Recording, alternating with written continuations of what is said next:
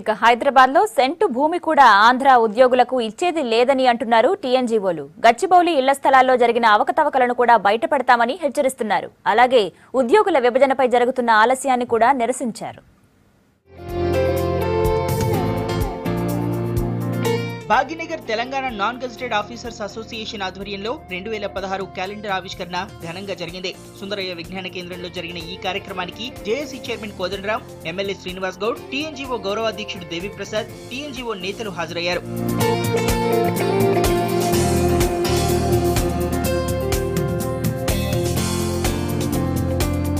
రాష్ట్రం ఏర్పడి ఏడాదిన్నర గడిచినా ఉద్యోగుల విభజన జరగకపోవడం బాధాకరమన్నారు జేఏసీ చైర్మన్ కోదండరాం. గచ్చిబౌలి ఇళ్ల స్థలాల్లో జరిగిన అక్రమాలను త్వరలోనే బయటపెడతామన్నారు. తెలంగాణ అంతటా ఆంధ్ర పెత్తనం ఆగిపోయినా మీ దగ్గర మాత్రం ఇంకా పెత్తనం మాత్రం ఒక పీడకల్ పట్టినట్టు మనం భూతం పట్టుకున్నది అంటాం కదా, అట్లా పట్టుకొని మాత్రం అది వదలకుండా అది వెంటనే నడుస్తూనే ఉన్నది.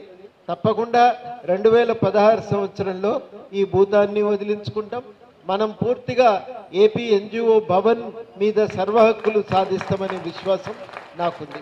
ఈ సంవత్సరం ఖచ్చితంగా మన హక్కులను సాధించుకునే దిశగా మన పోరాటాన్ని కొనసాగిద్దాం. తప్పకుండా విజయాన్ని సాధిస్తాం.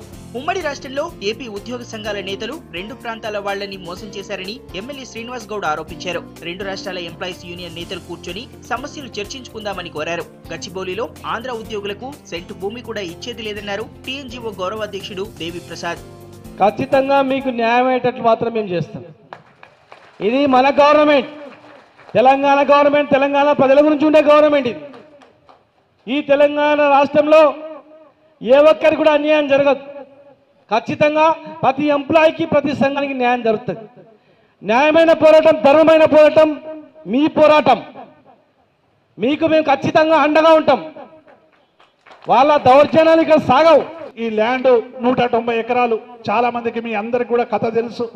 ఈ 190 ఎకరాల్లో 90 ఎకరాలు మరి ఎట్లా గద్దలు తన్నుకపోయాయి అనేటువంటి విషయాన్ని కూడా మీ అందరికి తెలుసు. ఒక్కొక్కసారి ఉద్యోగ సంఘ నాయకులు ఉద్యోగులకు ఇట్లా మోసం చేస్తారా అని కలలో కూడా ఊహించినటువంటి చరిత్ర ఈ హౌసింగ్ సొసైటీలో జరిగింది.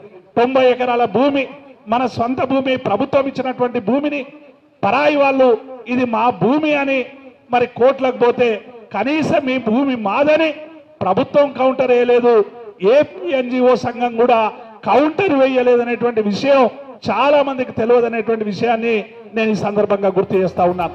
ఉద్యోగుల విభజనలో జరుగుతున్న లోపాలను రాష్ట్ర ఎంపీల ద్వారా కేంద్రం దృష్టికి తీసుకెళ్తామన్నారు టీఎన్జీఓ అధ్యక్షుడు కారం రవీందర్ రెడ్డి. కమల్నాథన్ కమిటీ కాలయాపన కమిటీగా మారిందని ఆయన ఎద్దేవా చేశారు. తెలంగాణ ప్రభుత్వంలో తెలంగాణలో ఇక ఆంధ్ర వాళ్ళ భూములు ఇచ్చే ప్రసక్తే లేదు.